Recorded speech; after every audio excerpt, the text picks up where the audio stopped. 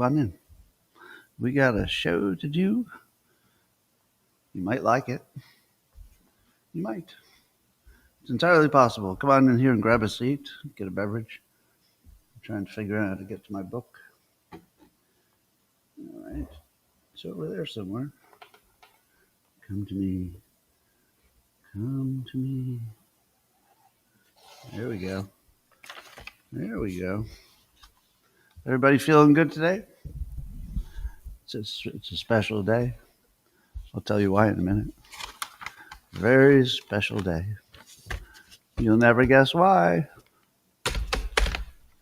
Good morning, everybody, and welcome to the highlight of human civilization. It's called Coffee with Scott Adams, and you've never had a better time. But if you'd like to take a chance on elevating your experience today up 2 levels that nobody can even understand, with their tiny, shiny human brains, all you need for that is a copper mug or a glass, a canteen jug or flask. No, that's not right. You need a copper mug or a glass, and then you need a tankard, chalice, or stein. But then you need a canteen, jug, or flask, a vessel of any kind. Fill it with your favorite liquid. I like coffee. Oh, it's a two-hander situation. Join me now for the unparalleled pleasure, the dopamine hit of the day. The thing that makes everything better. It's called the simultaneous sip, and it happens now. Go! That's some good coffee. Excellent. Well, I wonder what's happening today. Anything happening that would be like amazing? Anything at all? Oh, yeah. The new Dilbert 2026 calendar is launching today. If you go to Amazon.com and look for my name and the 2026 calendar, but you make sure you get this one, not the one that's a counterfeit, and not the other counterfeit, and not the other pirated one, and not the counterfeit, or the counterfeit. Get the real one and skip the pirated, counterfeit, which, by the way, Amazon is helping us get rid of. But there are a lot of them. Now, what you don't know, it's printed entirely in the USA. And unlike all the years except last year, it's the first year we did it this way, we've got a little stand. And look how this little stand has a little flag on it because it's printed in the USA. That's right. It is. Made in America. And you know what else is special about it? Let me tell you. Once I got canceled, I could do it any way I wanted. And so for the first time ever, it's got comics on the front and the back of every page. It's literally twice as good as before I got canceled. But twice as good?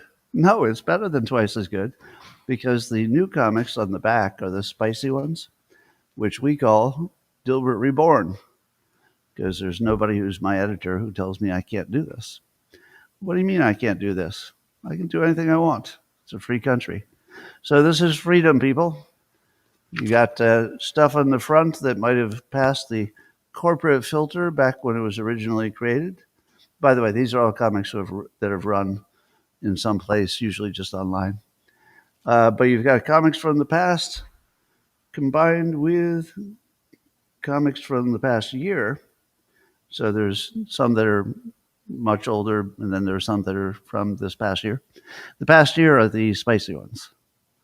And if you go to Amazon, it's the only place you can buy it because of the free shipping. It was just easier to do it in one place. So I would hope. Oh, by the way, I'm going to say something that sounds like pure marketing, but you know I'm not going to lie about this, right? So this is not a lie. This is completely true. We probably printed fewer than people will want to buy. So because I have to pay for these up front, I have to estimate how many we're going to sell. And so I went low because I didn't want to do all this work and then end up spending more than I made, which is very possible. So there is a relatively small number of printed ones, tens of thousands, but it would be a fraction of what we would normally make. So if you want to make sure you get one, and I swear this is real, I'm not only saying it for marketing, but it's also marketing, obviously, I would get it right away because there's a pretty good chance that these will be sold out by December. Uh, and again, I'm obviously that just sounds like marketing and sales and sounds like BS, but we actually, created the situation intentionally because we didn't want to print too many. So definitely not BS. Now, as a tradition requires. Oh, this is the stand, by the way. Cool little stand. I'm going to give you a reframe of the day from my book, which has been out for a while. Reframe Your Brain. Look at all these people who have already ordered it. You're awesome. I love you guys. You're the best. Let me make sure that I can see your comments really clearly. Put them on two different machines. That'll get it done. All right. So this would be in the mental health reframes port of my Reframe Your Brain book. Here it is. Well, there's a few that I want to skip.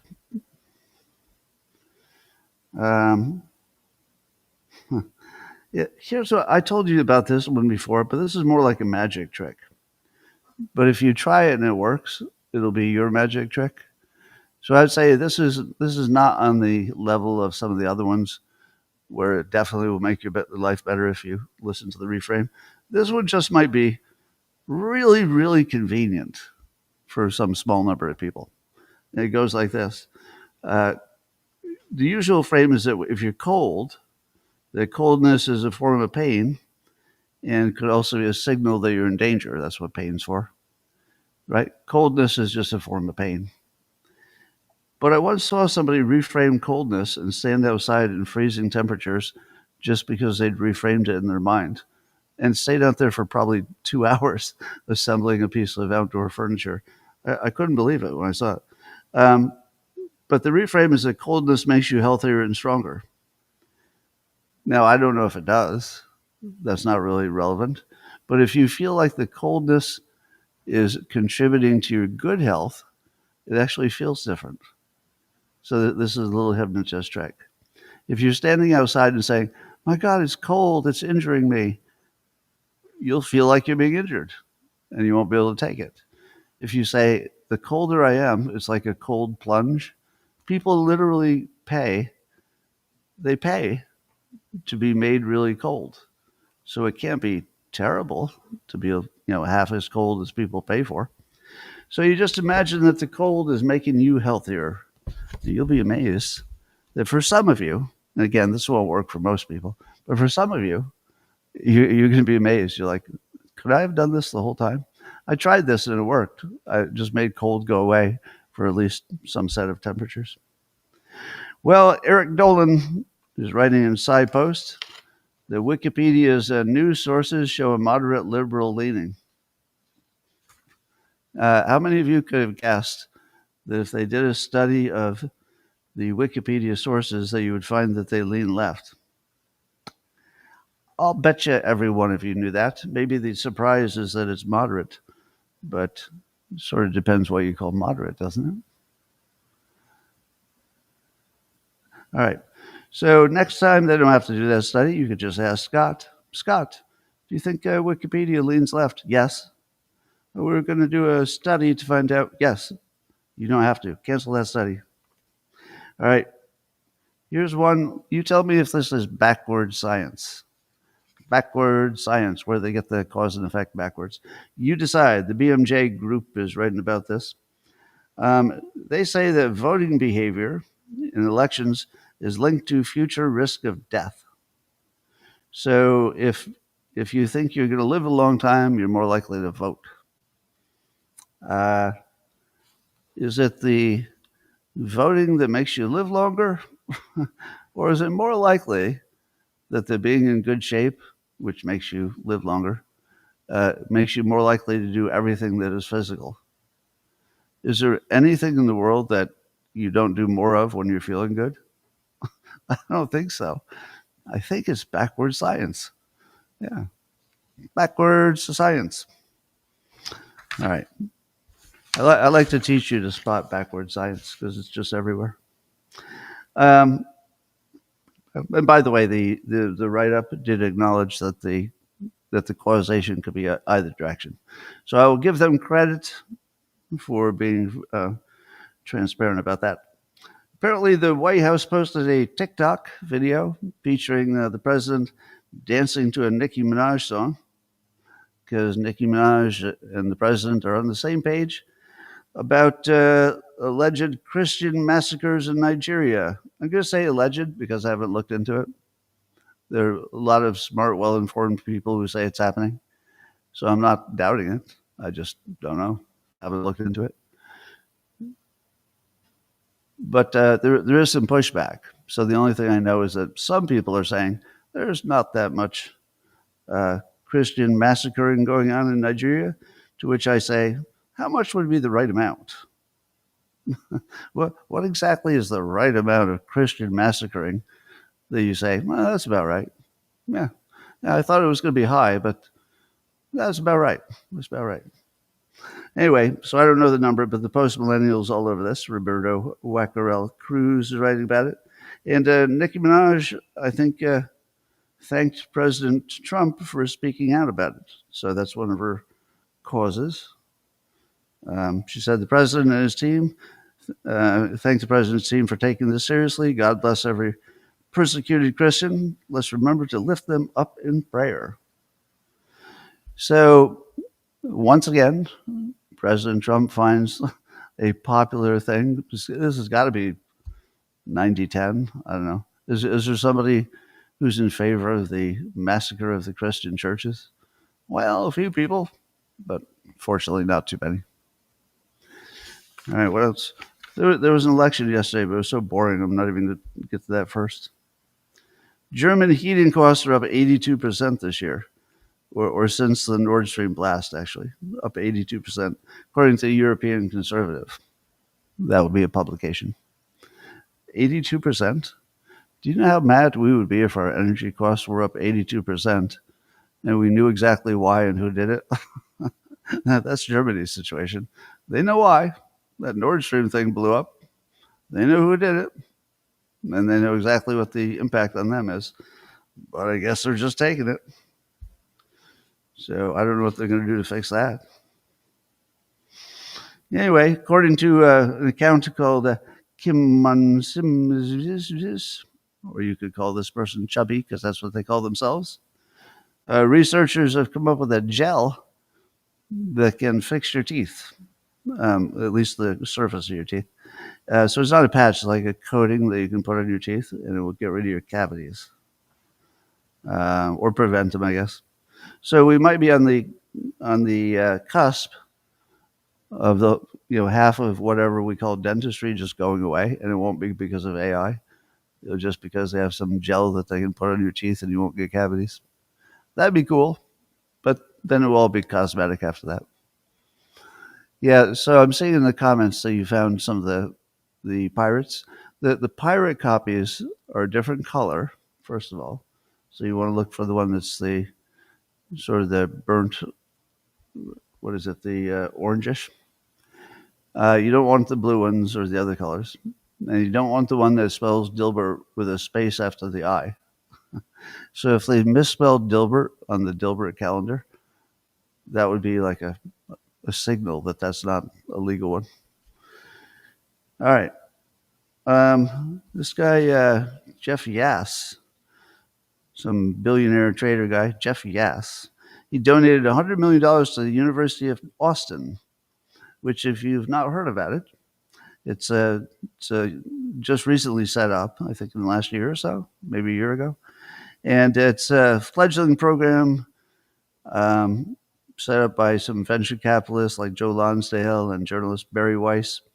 And I think it's the anti-woke attempt. So they're trying to make a college that's, a little bit more resistant to being captured by wokeness. And now you've got $100 million coming in from one billionaire. So it looks like they're well funded. So that's amazing. That's probably the difference between this working out and not working out is $100 million. Nicely done. All right, so there was a big election yesterday. Three states got new governors. It was all Democrats. The Democrats won everything. Nobody's surprised. The polls told us they were going to win. They're blue states where you'd expect them to win. So you got Mom Donnie, who's your communist, says Trump, at least socialist. Mayor of New York, we'll see if that destroys the city or not. We've got Spanberger, governor of Virginia. We got Cheryl, that's the last name, governor of New Jersey. And what I saw from a post by Rachel Janfaza is that young women are the story for the election. Why would she say that? Because 81% of young women voted for Mamdani, 80% of young women voted for Cheryl, and 78% voted for Spanberger, per NBC's exit polls. That would tell you sort of nobody else mattered. Women just decided, well, we're just going to take over this election. So women like the communists. Now, are you surprised? We've talked about this before. Like, what would be the reason that the young women would be so completely different than the rest of the country? What would be the reason?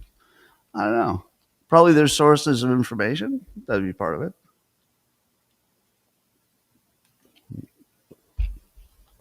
By the way, if you missed the news yesterday, I'm basically Dr. Manhattan today. I'm radioactive, like actually radioactive, because I had some nuclear medicine treatment yesterday. So I've got one more day I have to stay away from mammals because I'll turn them into nuclear holocausts. And it makes me very thirsty. So I'm going to be drinking a lot more water in front of you. So in case you're wondering, it also makes me so tired. Whenever you get a new medication, they tell you you're going to be tired. Oh, I've never felt this tired. I've been tired before. I always tell you that for years, I've been telling you that I sleep about 4 hours a night. And I'm completely aware that nobody believes that's true. You don't believe that's true, right? That I sleep 4 hours a night. And then I get this Apple Watch, and without me even asking, it just tracks how much I sleep. And then I looked at my last couple of weeks, 4 hours every night, completely unplanned. Didn't matter when I went to sleep. Didn't matter what else was happening. 4 hours. So that's actually true. I was actually wondering if it was really 4 hours. It felt like it. I mean, it always felt like it, but sure enough, 4 hours. Anyway, the other theory for why the young women would like the socialists is that they're bad at self-defense. Women are not optimized.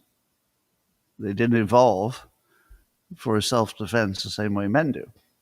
And the way men evolved would be less about let's share everything and more about, can I just win?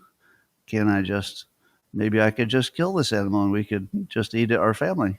Maybe our family could just enjoy all this meat that I just got. Maybe I don't have to give it to everybody. So there's definitely a male-female evolutionary difference.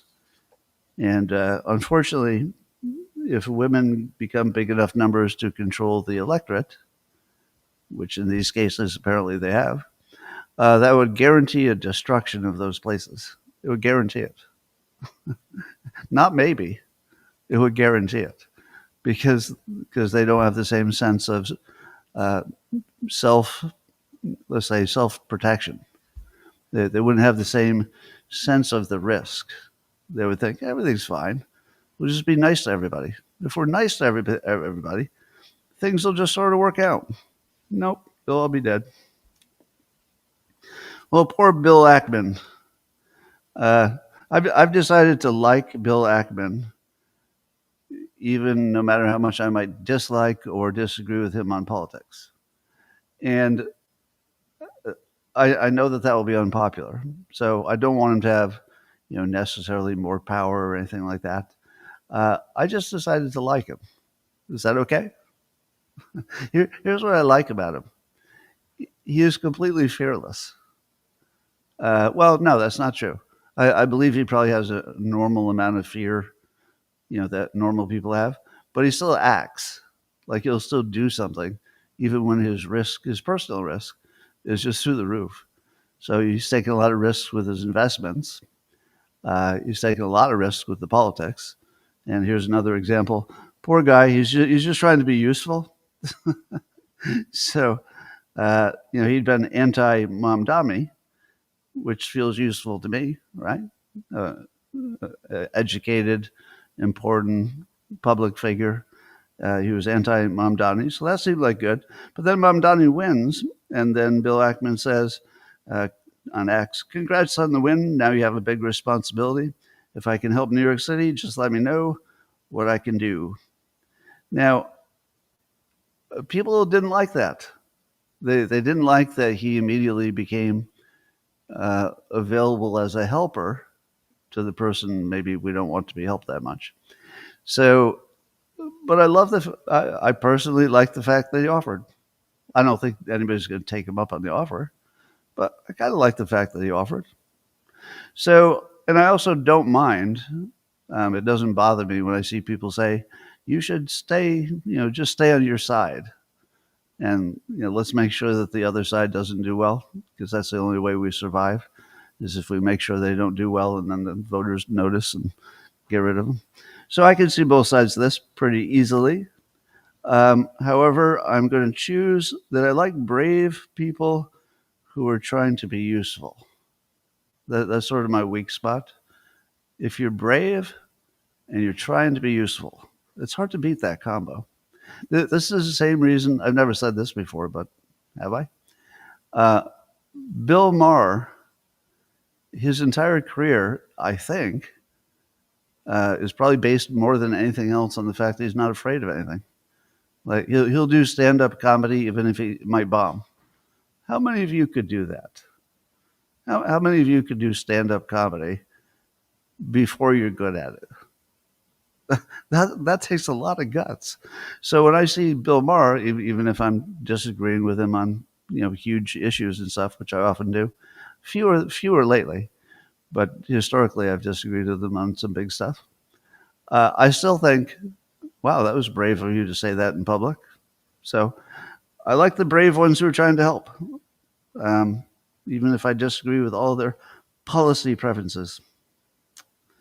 Well, according to Polymarket, Florida and Texas real estate prices are going to go up because of all the escaping millionaires. Do you feel like that's overdone a little bit? How many of you think the millionaires are going to pack up the buggy and move out of New York?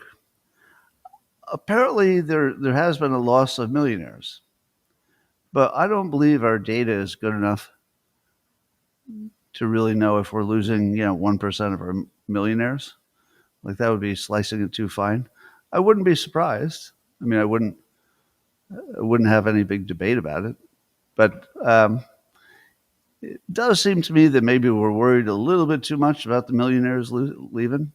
Remember what I told you not too long ago, that apparently the commercial real estate in New York City actually is recovered. Now, how many of you thought that would happen? That commercial real estate would already, like right now, is already recovering. We didn't see that coming. So we could be equally blind to just millionaires say, damn it, I'm going to complain as loudly as I can, but everything I care about is here. Yeah. Anyway, Mamdani gave a speech, and nobody cares what he said. Nobody cares about this election, really. We're all trying to find meaning in this election. Probably there's not much meaning. They just had three candidates that were better than the other candidates, according to their own side, and that was enough. Anyway, Mamdani says New York will remain a city of immigrants. Now, let me say that like it's an actual English word. City of immigrants, not a city of... a city built by immigrants, powered by immigrants, and as of tonight, led by an immigrant. Well, he's pretty good with the words. Good with the words. Also, here in California, Proposition 50, as we called it, passed. And apparently, that would allow California to change their districting lines in the state, which could change the number of people that they send to Washington to represent them, which could give them more Democrats and fewer Republicans, like none. And it passed. So here's what Californians like. They like having a nonpartisan commission that decides what the lines are. Now, we know that not from the election, that's not what the election was, but we know that from a survey that 9 out of 10 California voters said they'd like to see a nonpartisan commission decide what the districting is. Do you know what the current situation is? Current situation is exactly what 9 out of 10 voters wanted, a nonpartisan commission. What did they vote for? So 9 out of 10 wanted a nonpartisan commission. What did they vote for? They voted to get rid of the nonpartisan commission. Do you think they knew what they were voting for? No. No, they didn't. They did not. So there was an election just for the purpose of getting people to vote for the opposite of what they thought they wanted without knowing that that's what they just did. Now, to be fair, if you'd asked the question this way and said, how would you like us to cleverly redistrict so that there were more Democrats in Congress and fewer Republicans, well, then they would get, 9 out of 10 people would say yes to that. So it's all about how you ask the question. Well, now we're going to have this stupid argument all day long, and probably for weeks or months, about now that Mamdani got elected, is he the leader of the party or is it AOC? And the Republicans are going to try to get advantage by pushing that whoever they think is least capable is the leader of the party.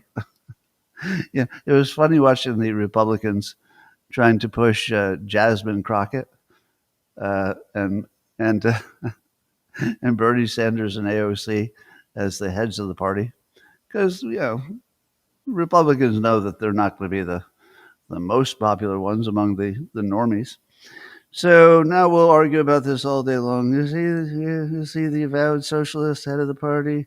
Because if he's the head of the party, then the Democratic Party is really socialist. And if it's socialist, they're not really, it's going to be, you're going to be so tired of that argument. It's going to be forever. MSNBC, apparently at least 2 times, people are watching them carefully, brought up the idea that Trump tearing down the ballroom and building new ballroom might be the reason that Republicans didn't do well in the election. How many of you think that isn't batshit crazy? Isn't it a little batshit crazy to think that the election results in these 3 states had anything to do with building a ballroom for the White House? Now, it's possible, because just the way the news handled it, like this is your sure sign of authoritarian rule. Look at this ballroom. Nobody would build a ballroom like this except Hitler. Hitler. He's the only one who would build a ballroom. And he only had 1 ball, but he needed room for it. So that's crazy. I think Lawrence O'Donnell actually suggested that maybe thousands of people voted who would not have voted otherwise, but they were motivated by the ballroom. How dumb are their viewers that they'd be watching this and like, yeah, probably motivated by that ballroom. I can see that being true. Seriously, how dumb would you have to be to think that that was a motivating factor for the governor of New Jersey? No. All right. I was just desperately looking for anybody who had a different take, anything interesting to say about the election that wasn't what everybody else was saying. The closest we got was Palantir CEO Alex Karp talking about Zoran Mamdani in New York City. And he said this. He said, quote, "We're about to probably have a complete disaster." He says he was born in New York. Now, that part's standard. A lot of people are saying that. He said, if you asked, do these things actually work? Now, these things, he's referring to the socialist policies for bringing down expenses, like your free transportation, your subsidized housing, and your free food. So Alex Karp is asking, do these things actually work? And everyone's like, of course I'm not. Of course I'm not going to vote for that, because these things obviously don't work. So of course you're not going to vote for that because it doesn't work. And he says that instead of asking, does it work, they ask, does it work in theory? Oh, now we've got something interesting. So does that sound right? You've heard me say this a few times. I think you've heard on the Five, you've heard Greg Gutfeld talk about the imaginary problems the Democrats have.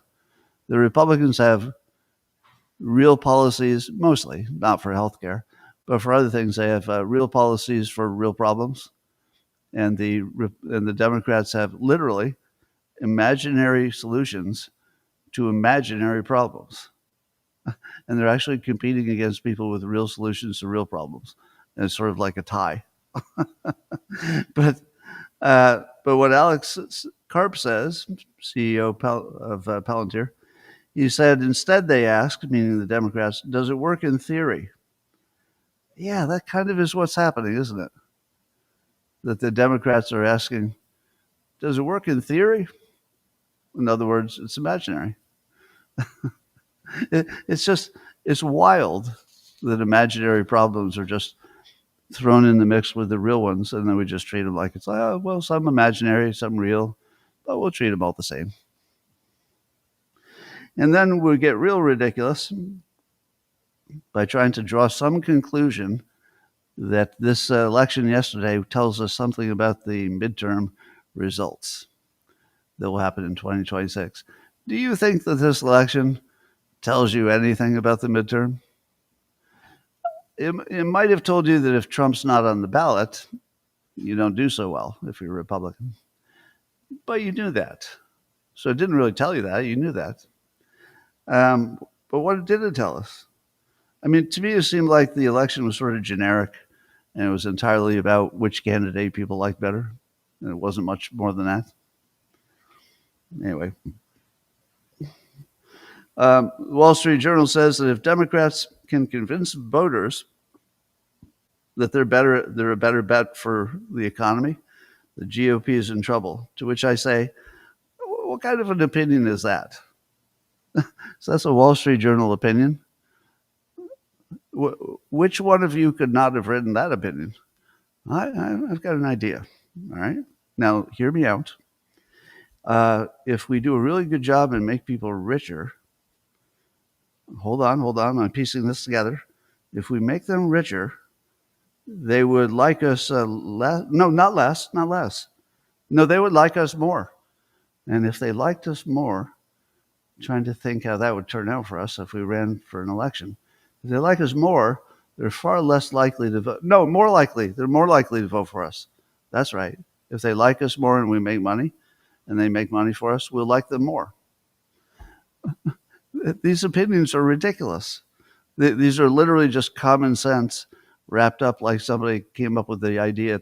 The first time anybody came up with the idea that giving people money would make them want to vote for you. Yeah, it does. Has the government opened up yet? I heard some rumors yesterday, but no confirmation, that the dirty Democrats were planning to open up the government once the election was over, because they wanted to use it as an issue, but they didn't want it to go beyond that. So government's not open, right? At least not the full government. Yeah, all right, so that didn't happen. But we'll keep an eye on that. I do think it is possible that the Democrats will say, it's about time we opened up this government. So that might happen. Trump is still threatening that he might want to nuke the filibuster rule so that they can get things done with 50, well, a bare majority instead of the 60 votes that it takes to break a filibuster. So we'll see if he does that.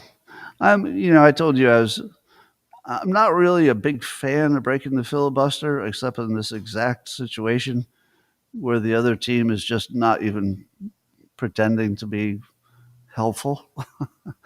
If you're not even pretending, to be part of a government that's trying to work for the people, then yeah, just nuke the whole thing, And will that cause problems down the road?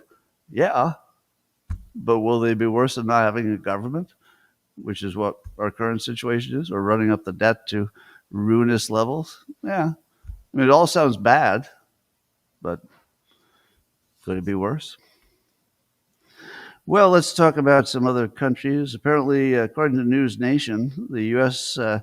Submitted some plans to the UN about an idea for a Security Council for Gaza. Security Council. So basically, that would be boots on the ground, ideally not American boots. That would be the peace plan guarantors for Gaza. What do you think happened? Do you think everybody loved it and then we're all set? No, I don't think so. So we don't know where that's going, but there's going to be a whole bunch of how about this, how about that. I would say that so far, the Gaza ceasefire, as Trump says, I think I would call it holding. Even though every day there's some report of somebody who broke the ceasefire, that's so normal with one situation like this that's a lot closer to not breaking the ceasefire, even though technically it's being broken. It just isn't big enough that it would derail anything. Anyway,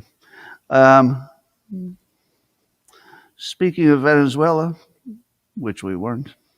Oh, by the way, we got these 7 bodies of the dead hostages that are American have been returned. So there's still some dead bodies of hostages from other countries that have yet to be returned, but the American ones have. So that's not nothing. Apparently, the U.S. is putting a whole bunch of firepower around Venezuela. So we're sending our biggest warships. So the USS Gerald Ford is, they say, steaming toward the region. Steaming? Are we sending a steamboat into a war zone? No, it's not steaming. How about it's motoring very hard? Or it's nuclear engine. It's not a steam engine. Anyway. And I guess we've got some other big warships over there, making it look like it's starting to look like we're converting from a defensive kind of catch a few cartel people to something that looks more like a total offensive force, is what it looks like. So that would suggest that we're getting ready for some kind of on-the-ground action, or at least shooting some artillery or sending some drones. But it looks like we're getting real serious about Venezuela. Or is this part of Trump's usual strategy where he makes them think, oh, I'm definitely going to attack your country? Well, unless we can work out a deal. I mean, I'm not 100% committed to it, but I wouldn't say I'm not.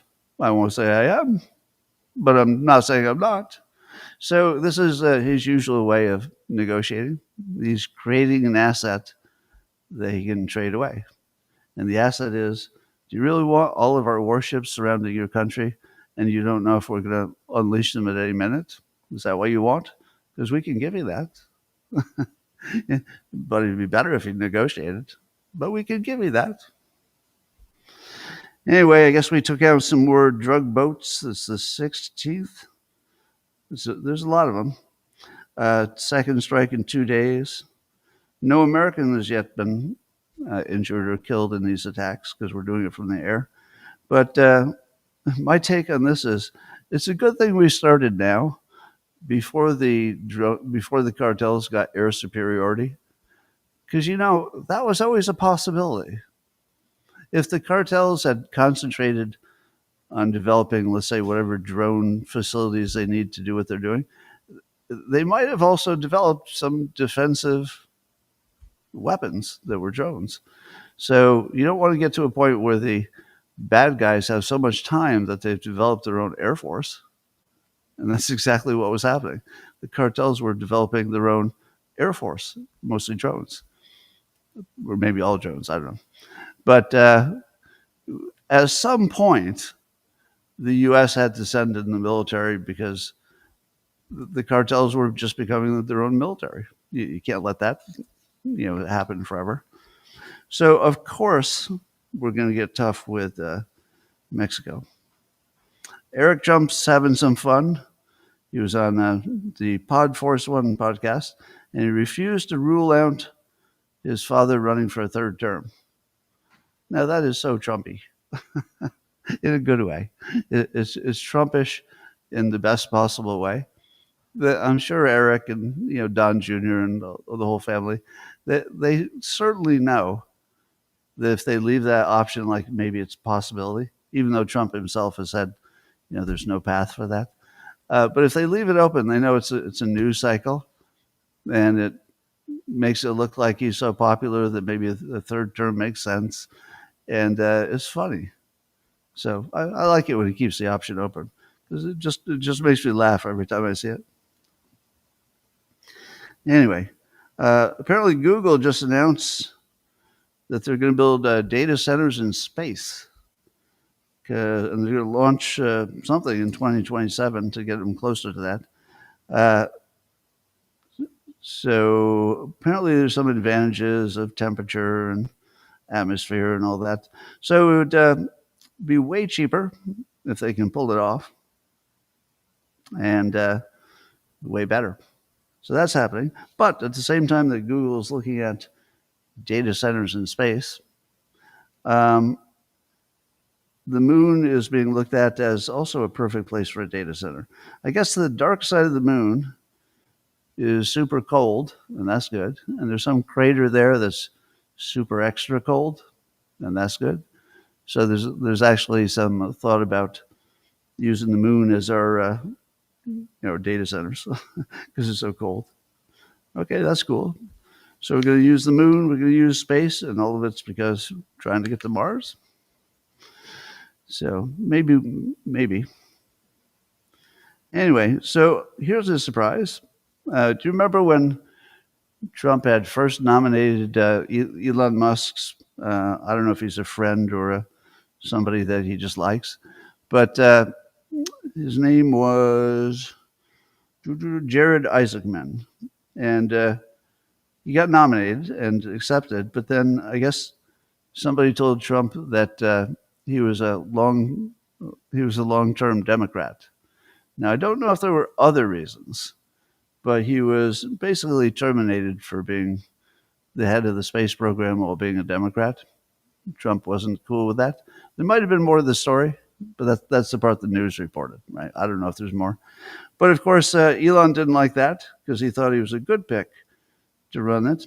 In the short term, Sean Duffy's been running it, and Elon pretty much took him out of the game by suggesting that he had a 2-digit IQ, and that, he actually said that, and that you should have somebody with a 3-digit IQ running NASA.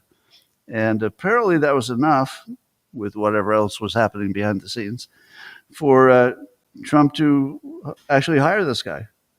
So it looks like he's actually going to be in that job that originally they wanted him to be in. Now, here's the thing. It wouldn't be the first time that somebody who is a registered Democrat decided, in this particular situation, I can work with President Trump totally effectively, right? Everybody from RFK Jr. to Elon Musk to me, a lot of registered Democrats who said, yeah, I can be a registered Democrat and work with Trump on all these things I agree with. So it could be it was just that. Maybe it was just getting some extra comfort with him. Maybe Elon had made some extra guarantees that he'd make sure it worked. I don't know. But I do like the fact that it was reversed, because whenever I see my government, especially the Trump administration, whenever I see them act quickly, and then sometimes it's too quickly, never bothers me because action tends to be the thing that's more determinant of success than non-action. So I like the fact that they might act faster than they're ready to act, at least for personnel stuff. We're not talking about war. War would be a different standard. But then when you find out that maybe you made a mistake, I love the fact that they just correct it, if that's what's happening. Right? I'm not close enough to this story, but if what's happening is what it looks like, which is the administration maybe acted too fast or went too far, and then they're just correcting it, that's terrific. Do more of that. I always judge people by the correction, not by whatever you thought was a mistake. It's just a better standard. I keep telling you that big companies are going to pretend that AI is the reason they're downsizing, but the real reason is their business isn't doing as well as they thought. Well, there's a name for it now. CNBC, it's got 3 authors here, Van Rouge, Palmer, and Holland. They call it AI washing. So that's where you blame AI for your downsizing, but it's not really AI doing it. So that's a real thing. And apparently the big companies have cut like 60,000 jobs this year. And since there's no Bureau of Labor Statistics at the moment, well, there's no statistics, but the Bureau's there. We don't know what's going on, really. So we're flying a little bit blind. But it does not look like AI is causing layoffs. It looks like that's being faked a little bit. The Philadelphia Art Museum director got fired for focusing too much on DEI. Is that the first time we've ever heard of that? That somebody got fired for spending too much time on DEI? Well, I know it's worked the other way. You get fired if you're not DEI enough. But times they are changing. So this is in the post-millennial. Hannah Nightingale's writing about it if you want to see more. But apparently she's just a little too DEI. Amazon has now sent a legal threat to Perplexity. Wait a minute, how does that work? Bezos owns a lot of Amazon, but also a lot of Perplexity. So 2 of Bezos' entities, one is making legal threats against the other. Okay. No reason they can't. TechCrunch is writing about this. Anyway, the problem is that Perplexity is using an agentic browser. So now instead of just being an app, which is what Perplexity started as, just an app, they're also a browser separately. And their browser apparently is going in and monkeying around with Amazon's content, and Amazon doesn't like that. When I say monkeying, I mean just looking at it, not changing it. And PJ Media is writing, Matt Margolis, that Judge Boasberg, do you remember Boasberg? He was one of those judges that was lawfaring Trump, say many of us. Well, Representative Brandon Gill, Republican of Texas, is going to formally introduce articles of impeachment for that guy. And the basis for that would be he was sort of an accomplice in the egregious Arctic Frost scandal. We're holding him accountable for his high crimes and misdemeanors, which I don't know exactly what they are. But Boasberg is in the hot chair now. How many of you knew that one of the biggest problems in the world for the past, sorry, I'm a little bit of pain, for the past year or so, that one of the biggest, actually longer than that, one of the biggest problems in the world was a pending lack of fertilizer. Apparently, you need a certain kind of fertilizer to get a certain outcome, and we were running out and didn't have really a way to get more easily. Well, there's a new technology, pulsed electrolysis, that can grab your nitrogen right from the air. No, not all of it, you silly gooses.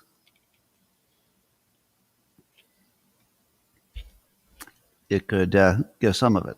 So in other words, there's a new technology that can harvest nitrogen from the air and turn it into sustainable fertilizer. and they do say the excess nitrogen. They're not going to suck all of the minerals or whatever it is in the air so that you die. They're going to get the extra. That's what they say. Of course, if it makes money, they're going to get it all, and then you'll die. All right, ladies and gentlemen, let's check our time. It's 7:50. You probably don't know because I was talking to the local subscribers before the rest of you got in here.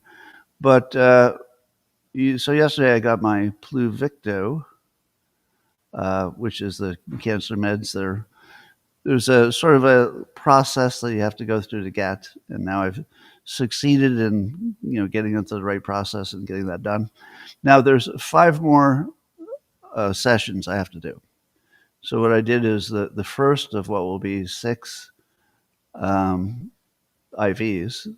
that will be over the next several months, and they're about 6 weeks apart. So that's happening. But at the same time, I'm doing the BioShield, which will be two passes basically, and that separately is designed to boost my specific immunity to the specific cancer. So one attacks the tumors. That's the Pluvicto, yeah. So one attacks the tumors, but does it really specifically because it can identify them, right to the edge of the tumor. So one will get rid of the tumors if it works, 1 in 3 chance. And then the other one would be sort of getting your body tuned up to get rid of whatever's left. Or if the Pluvicto doesn't work at all, the other thing potentially could get rid of it all too. But it'd be better if you had 2 things working against the cancer. Now, some people said I was getting special attention, and certainly in some sense that's true. But you have to also put it in context. I'm the guy who, if this works, I'm going to make sure other people know this works. If it all works out, I don't know which way it's going to go, so I don't know that it'll work. There's still maybe a 1 in 3 chance it gets worse. But if it works, I'm going to make damn sure that everybody of every income in the United States at least knows this exists, and that it can get on their menu too. So I'm on your side. If I get there first, I'll definitely be hanging around to reach down and pull the rest of you up, because that's just how I roll. So don't hate me if I get there first. I'll help you. That's the idea. The idea is if I get there first, I'm going to help you get there too. And you'll be a lot smarter about it. Okay? But this is a long way of telling you that when I got the procedure, they do warn you about the side effects, of course. And you know how every medical procedure they say, you're going to be fatigued? Like everyone. It doesn't matter what it is. But in the cancer world, it's probably more. You're going to be fatigued. Now, obviously, I don't know how many times I've had to take some drug that was going to make me fatigued. And, you just get through it. It's no big deal. But the level of fatigue that I felt yesterday, and am feeling actually right now as I'm sitting here, I've never felt this before. Well, whatever this is a whole new level of fatigue. So this morning when I was preparing for the show, I literally fell asleep while typing. Probably, I don't even know how many times, maybe a dozen times, maybe 20. So this is different. This is really different. But I'll get through it one way or the other. I still got all of my work done yesterday. I met all of my deadlines yesterday while completely medically lobotomized. I'm pretty determined. when there's a deadline involved, I'm pretty determined. All right. So, ladies and gentlemen, I had a nice pre-show with the locals people, but I'm going to say hi to them just again. And I feel like I'm in like a little dream world right now. It's kind of good. All right, everybody, I'll see you tomorrow, except for the locals people. I'll see you right now if I can make that work. Why does that not work? There we go. Supporters only. Update stream.